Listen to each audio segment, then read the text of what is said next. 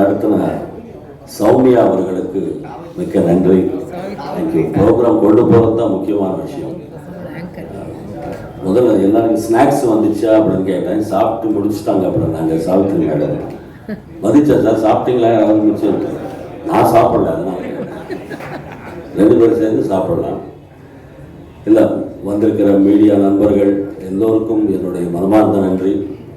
அதாவது அண்ணன் எஸ்பிபி அவர்கள்கிட்ட நிறைய எனக்கு பாசம் உண்டு. அவருடைய பர்சனல் லைஃப்லேயும் சரி, நாங்கள் ட்ராவல் பண்ண இசை நிகழ்ச்சிகளுக்கும் வெளிநாடுகள் எல்லாருக்கும் அதில் வந்து அப்பப்போ என்னுடைய பசங்களுடைய இன்ட்ரெஸ்ட் அண்ணங்கிட்ட ஷேர் பண்ணுறது உண்டு.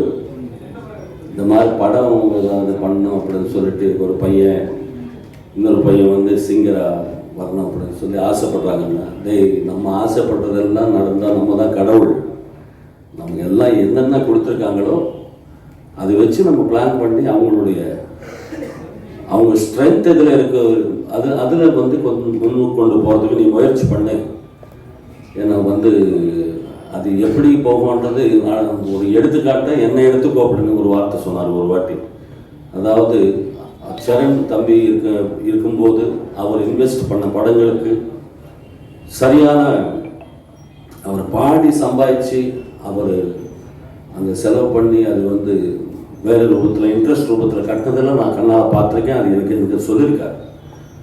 ஸோ அந்த மாதிரிலாம் நீ போயிடாதுப்பா. ஏன்னா நம்ம வந்து ரொம்ப கஷ்டப்பட்டு ஒவ்வொரு படியாக ஒரு 40-45 வருஷம் ட்ராவல். இது வந்து நீ பாடினாதான் உனக்கு அந்த 1000மோ 2000மோ. கொஞ்சம் எனக்கு கோல்டாக இருக்குது, என் பையன் 2 லைன் பாடுவாங்க அப்படின்னு சொன்னால் அது ஒத்துக்காத ஒரு தொழில் தான் சிங்கிங். நீ மட்டும்தான் பண்ணக்கூடிய ஜாப். அதுதான் கடவுள் நமக்கு கொடுத்துருக்காரு. அதனால் மிக வேல்யூபிள் காசு ஏதாவது இருந்தால் பாடகருடைய காசு ஞாபகம் வச்சுக்கோ அப்படின்னு சொல்லி அவர் சொன்ன வார்த்தை இங்கே சொல்லணும் அப்படின்னு சொல்லி தோணுச்சு. அதுக்கப்புறமும் வீட்டில் அவங்களுடைய ஆசைகள் தீர்க்கிறதுக்கு ஒரு தந்தையா அது தவிர்க்க முடியாத பாயிண்ட்ஸ் எல்லாம் இருக்கும். அதெல்லாம் வந்து ஒரு நேரத்துக்காக பார்க்கும்போது இந்த மாதிரி அமைப்பு தம்பி பித்தாக் அவர்களும் என் பையன் துருவன் அப்புறம் சுரேஷ் அவர்கள் எல்லோரும் சேர்ந்து இந்த ஒரு ப்ராஜெக்ட் ரெடி பண்ணிவிட்டு அதுக்கப்புறமா அவங்க ஷூட்டிங் போகும்போது நான் போய் வாழ்த்து சொல்லிட்டு வந்தேன். அதுக்கப்புறமா ராஜேஷ் தம்பி அவர்கள் கிடைச்சார். இது எல்லாமே நடந்தது. இது எல்லாத்தையும் மீறி கடவுளுடைய ஆசீர்வாதத்தில் ப்ராஜெக்ட் முடிச்சுட்டு உங்கள் இடத்துக்கு கொண்டு வரத்துக்கு இதுக்கு நடுவில் இடையில் எவ்வளவோ சிரமங்கள் எல்லாமே தாண்டி இன்றைக்கி வந்து கடவுள் வந்து ஒரு நல்ல வழி ஒன்று கொடுத்துருக்காரு. அடுத்த மாதம் ரிலீஸுக்கு ஒரு வழிகள் கிடைத்தது. ஸோ ஹீரோயின் பையன் வந்து வெளிநாடு போயிருக்காங்க. யார் இல்லைன்னாலும் நானும் என்னுடைய குழப்பை தேடி நானும் அடுத்த 2-3 நாளில் நானும் ஊருக்கு கிளம்பணும். அதனால் பத்திரிகை மூலமாக ஒரு நியூஸ் எல்லோரும் ப்ளஸ் பண்ணுங்க அப்படின்னு சொல்லி எல்லாருக்கும் தெரியப்படுத்துறது. அது 1000 கோடி படமாக இருக்கட்டும், 500 கோடி படமாக இருக்கட்டும், 50 லட்சம் படமாக இருக்கட்டும், எல்லோருக்கும் ஒரு கடவுளாக இருக்கிறது மீடியா. இந்த மீடியா மூலமாக என்னுடைய பையனுக்கு ஒரு ஆசீர்வாதம் நீங்கள் எல்லாம் கொடுப்பீங்க அப்படின்ற நம்பிக்கையில் நான் இன்னைக்கு முன்னாடி இருக்கேன். தயவுசெய்து இதுக்கு தேவையான சப்போர்ட்டு நீங்கள் கொடுக்கறது தான் எனக்கு பெரிய பலமாக இருக்கும். அதுக்கு நீங்கள் எல்லாம் வந்ததுக்கு ரொம்ப நன்றி. அதே மாதிரி எல்லாருடைய டெக்னீஷியன்ஸ் அவங்களுடைய தொழில் ஒவ்வொரு படத்துக்கும் எதுவுமே மறைக்காமல் எல்லாமே அதே கஷ்டத்தை தான் படுவாங்க. பட் ஹிட் ஆகிறது ஆகாது அவங்களுடைய லக்கு பொறுத்து இருக்கும். பட் ஸ்ட்ரெயின்ன்றது எல்லா டெக்னீஷியன்ஸும் எனக்கு ஒரு பேர் வரும், இதனால் 4 படம் வரும் அப்படின்றது தான் எல்லா கிராஃப்ட்ஸும். அது நடிகராக இருக்கட்டும், எடிட்டராக இருக்கட்டும், கேமராமேனாக இருக்கட்டும், எல்லாமே வாழ்க்கை நோக்கி தான் அவங்க வந்து ஒர்க் பண்ணுவாங்கன்றது. இது பாதி காசு கொடுத்தாங்கன்னுட்டு இது நான் சுமாராக பாடுறதோ இல்லைன்னா சுமாராக நடிக்கிறதோ இங்கே மட்டும் அது நடக்காது. அது என்ன காசு கொடுத்தாலும் என்ன இது வந்தாலும் அந்த படம் அந்த நிகழ்வு அது பாட்டாக இருக்கட்டும் சீனாக இருக்கட்டும் இதனால் எனக்கு ஒரு பேர் வரும் அப்படின்ற டெக்னீஷியன்ஸ் தான் இன்னும் நம்ம சினிமாவில் பார்த்துக்கிட்டு இருக்கோம். எல்லாம் ஹானஸ்டாக ஒர்க் பண்ண டெக்னீஷியன்ஸு, மியூசிஷியன்ஸுக்கு, ஆர்டிஸ்ட்டுக்கு எல்லோருக்கும் என்னுடைய மனமார்ந்த நன்றி. மேரேஜ் ரொம்ப நல்லா பண்ணியிருக்கீங்க இந்த படத்தில். எனக்கு சப்போர்ட் பண்ண சங்கர் மகாதேவன் அவர்கள், தம்பி கார்த்திக் சிங்கர், நான் கேட்ட உடனே இந்த படத்தில் மேரேஜ்க்கு உடனே கால்ஷீட் கொடுத்து அவங்க சப்போர்ட் பண்ணி பாடியிருக்காங்க. நானும் சங்கர் மகாதேவன் சாரும் சேர்ந்து ஒரு பாட்டு பாடியிருக்கோம். ஸோ மியூசிக் வைஸ் அவங்களுடைய சப்போர்ட்டு எனக்கு ரொம்ப சந்தோஷம். எல்லாத்துக்கும் மீறி மீடியா, ஆயிரம் மலரில் ஒரு மகள் நீயே, ஆலய மணியில் இன்னிசை நீயே, தாய்மையனுக்கு தந்தவர் நீயே, தங்க கோபுரம் போல வந்தாயே, இந்த உறவு இந்த பந்தம் என்றும் வேண்டும் என் உயிரே.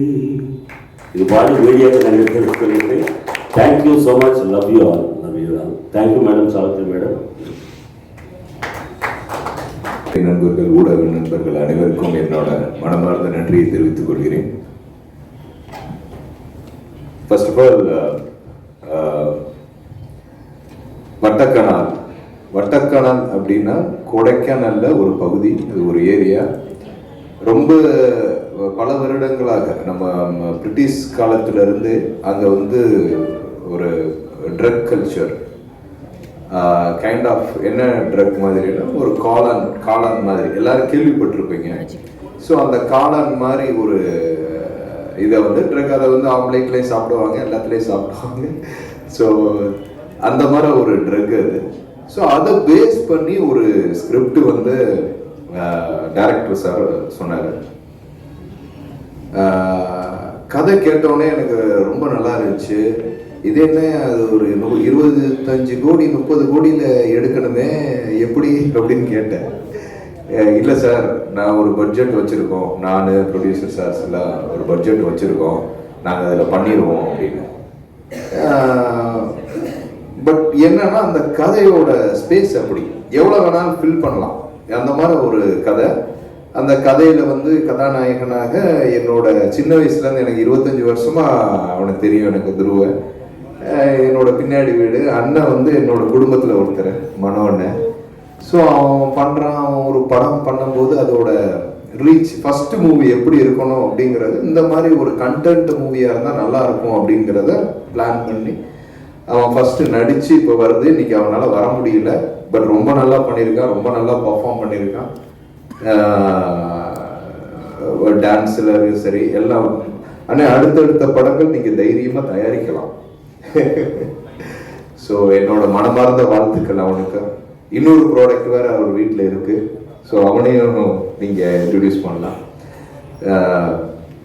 அதுக்கப்புறம் படத்தில் கதாநாயகன் நடித்த மீனாட்சி, நல்ல ஹீரோயின், எல்லா படத்துலையும் பார்த்துருப்பீங்க. விக்ரம் சாரோடலாம் நடித்தாங்க. இன்னைக்கு அவங்களுக்கு வர முடியல, சீசனில் ஷூட்டில் இருக்காங்க. ஸோ அவங்க கண்டிப்பாக வந்து ஆடியோ லான்ச்சில் அவைலபிளாக இருப்பாங்க. ஸோ அதை இது பண்ணுவோம். அப்புறம் என் கூட நடித்த நண்பர்கள் என்னை அப்பான்னு கேரக்டர், அது ஒரு பெரிய ஒரு, நான் கேட்டேன், நான் எல்லாம் சொல்லி முடிச்சுட்டு, சார் உங்களுக்கு வந்து 3 பசங்க இருப்பாங்க. என்னையா சொல்றேன், 3 பசங்களா? நீங்கள் வந்து அப்புறமேட்டு ஒரே ஒரு விஷயத்தில் நான் சாட்டிஸ்ஃபை ஆகிட்டேன். ஒரே விஷயம் தான் சார், நெட்ரிக் அண்ட் ரஜினிகாந்த் மாதிரி கெட்டப் சார் அப்படின்னு. சரி, ஓகே, அப்போ ஓகே அப்படின்னு சொல்லிட்டு அவரோட ரஜினி சாரோட கெட்டப்பை ஃபாலோ பண்ணி, அது லுக்கெல்லாம் பார்த்தீங்கன்னா அந்த மாதிரி இருக்கும். பட் அது அந்த அந்த அந்த ஏரியாவில் இருக்கக்கூடிய ஒரு மலையாள ஷேடு வீசுகிற மாதிரி ஒரு கேரக்டர். ஸோ ரஜினிகாந்த் சாரோட அந்த பேட்டர்ன்லாம் எனக்கு முக்கியமாக ஒரே ஒரு விஷயம் வந்து, உங்கள் மேலே போவோம் மொத்த உங்களோட ப்ரொடியூசர் மேலே. மூவியை வாங்கிட்டு வர சொன்னால் யூஏ வாங்கிட்டு வந்து உட்காந்துருக்காங்க. இந்த படத்துக்கு நான் படம் அப்படின்னா இட்ஸ் நாட் அபவுட் ஒரு வல்கரோ அந்த மாதிரிலாம் கிடையாது.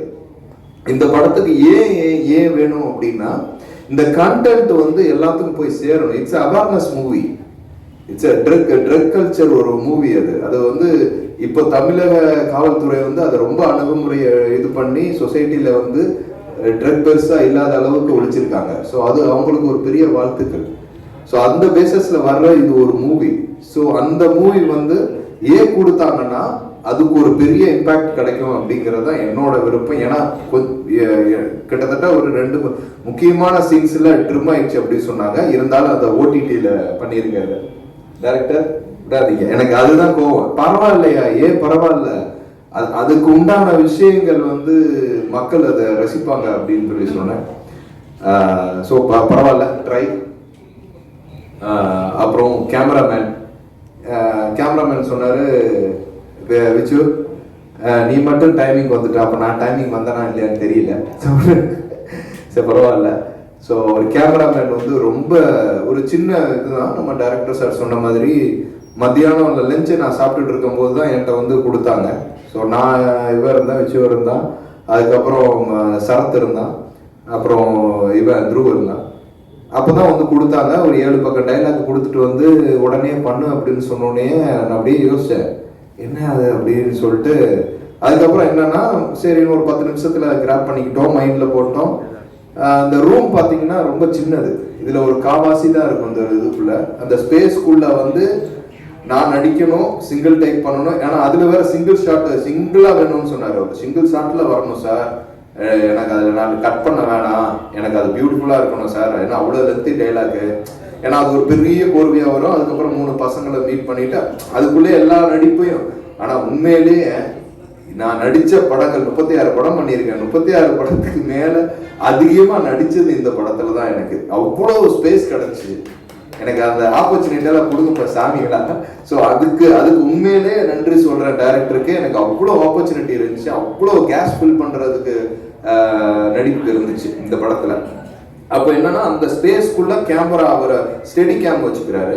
ஸோ ஸ்டெடி கேம் வச்சுட்டு அந்த மூமெண்ட்ஸில் வரணும், நான் நடிக்கணும், அதுக்கேற்ற மாதிரி டைரக்ஷனை நான் திரும்பணும், ஒரு ஃபோல்டு பண்ணணும், திருப்பி உட்காந்து உங்களோட அழுகணும், எல்லாம் முடிச்சுட்டு கிட்டத்தட்ட ஒரு 8 நிமிஷம் சீனோ 6 நிமிஷம் 9 நிமிஷம் சீனு அதை பண்ணோம். அதை சிங்கிள் டேக்ல பண்ணிட்டோம். ஏன்னா இன்னொரு தடவை அதை அப்படி பண்ண முடியாது. ஆனால் ஓரளவு வந்துச்சுன்னு நினைக்கிறேன். பட் அந்த சீன் ரொம்ப எமோஷ்னலான சீனு, ரொம்ப நல்லா வந்திருக்கு. ரொம்ப கபாலி விச்சுலாம் அவன் சூப்பராக நடிக்கிறவன், எல்லாம் ரொம்ப அழகான ஒரு பெர்ஃபார்மரு. நம்ம முருகானந்தெல்லாம் சொல்லவே வேணாம். இது ஒன் ஆஃப் த, அதாவது ஒரு இப்போ நாங்கள் அடுத்தடுத்த படத்துக்கு கூட எங்களை ஒரு டீம் நாங்கள், ஏன்னா அப்படிப்பட்ட ஒரு கலைஞன், கிரியேட்டிவான ஒரு பர்சன் அவர். ஸோ அந்த அளவுக்கு பர்சன்ஸ்லாம் நம்ம கூட இருந்தாங்கன்னா நம்ம நல்ல நல்ல ஸ்கிரிப்டை நம்ம எடுத்து வைக்கலாம். அந்த மாதிரி ஒரு திறமைசாலி. ஸோ அவரோட என்னோட வாழ்த்துக்கள். முக்கியமாக அந்த படத்துக்கு வந்து எனக்கு ஒரு 20 வருஷமா மியூசிக் டைரக்டருக்கு தெரியும் ஹரிஷ். பட் நான் ஒரு ஸ்டூடியோவுக்கு போயிருக்கேன். அப்போயே ரொம்ப இந்த ஏர் ரஹ்மான் ஸ்டூடியோவில் இருக்கிற மாதிரி ஒரு பில்டப்பில் தான் இருப்பார். ஸோ இன்னுமே இந்த படத்தோட மெலோடி பார்த்துருப்பீங்க. ஸோ அடுத்தடுத்த படங்கள் நாங்கள் சேர்ந்து பயணிக்க போகிறோம்.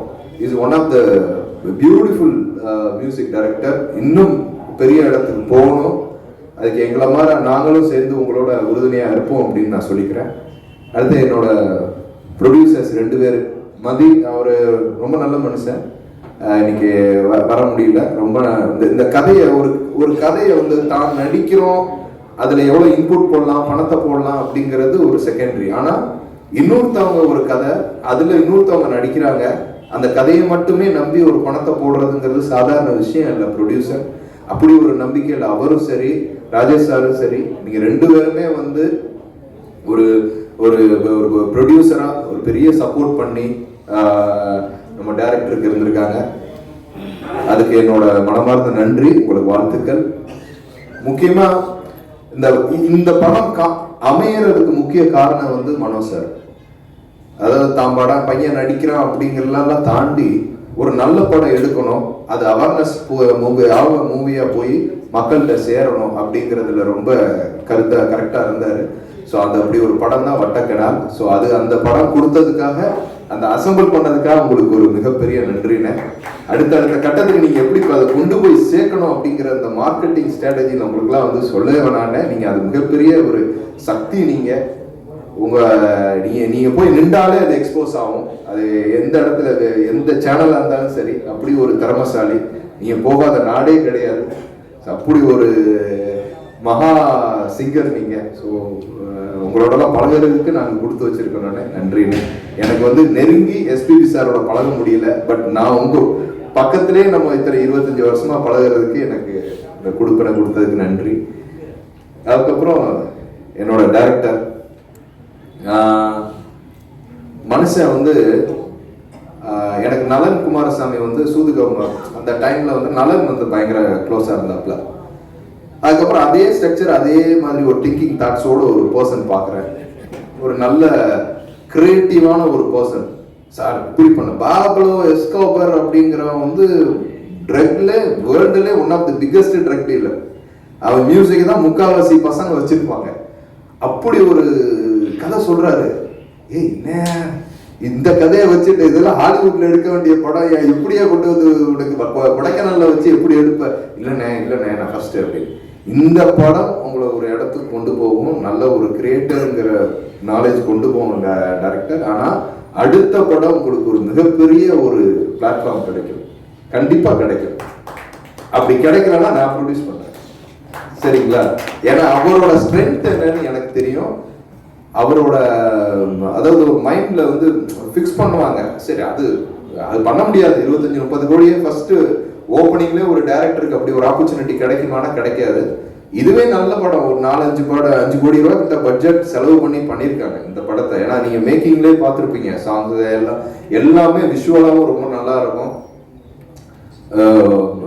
டோட்டலா வட்டக்கனால் அப்படிங்கிற இந்த படம் வந்து ஒரு நான் என்ன ஒரு அவேர்னஸ்ன்னு சொல்லி நான் வந்து ஒரு சோசியல் அதுவும் இருக்கு. பட் இருந்தாலும் யங்ஸ்டர்ஸ்க்கு ஒரு சுவாரஸ்யமான ஒரு படம் இது. ஸோ கண்டிப்பா வந்து பாருங்க. ஸோ வேற மிஸ் பண்ணிருக்கேன்னா ஓகே. ஸோ இதில் நடித்த டெக்னீஷியன்ஸ், அதுக்கப்புறம் ப்ரொடக்ஷன் டீம் எல்லாத்துக்கும் என்னோட மனமார்ந்த நன்றியை தெரிவித்துக் கொள்கிறேன். நன்றி.